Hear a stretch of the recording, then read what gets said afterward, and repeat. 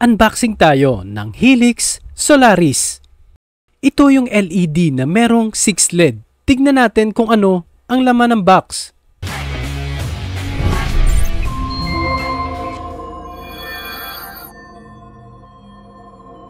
Pagtanggal mo ng cover nito ay lalabas na yung dalawang ilaw nito. Meron itong yellow lens na kasama.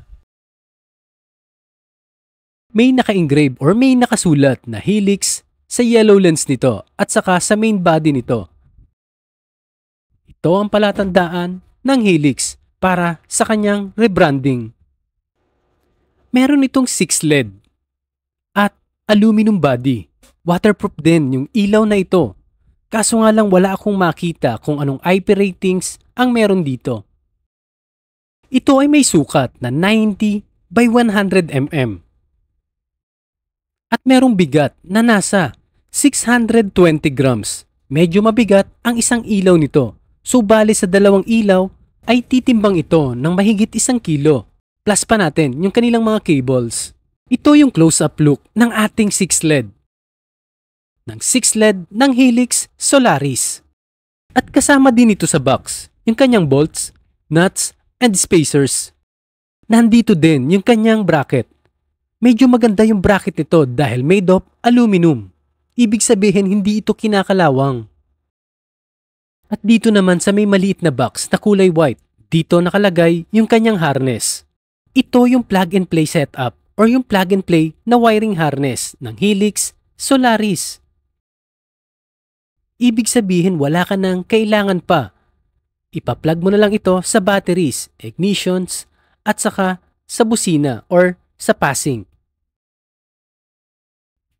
Provided na lahat ang mga linya na nandito. Iko-connecta mo na lang ang bawat isa.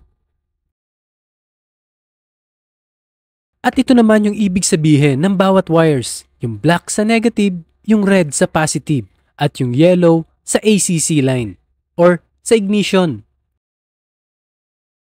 Ito naman yung kanyang wired switch, yung on-off function at saka yung strobe at flash mode nito.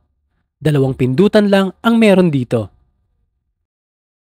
Ito naman yung extension ng kanyang ACC line at saka yung bracket na pwedeng ipampalit doon sa kanyang switch.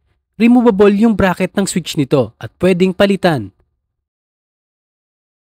Ang fuse na nakalagay dito ay nasa 15 amps. Meron din tong extra na nakalagay doon sa may extension. At yan na po lahat ang laman ng ating box ng Helix Solaris. Maraming salamat po sa panonood ng aking video. Hintayin niyo po yung aking road testing at lux meter sa wattage para dito. Maraming salamat po at ride safe sa inyo pong lahat.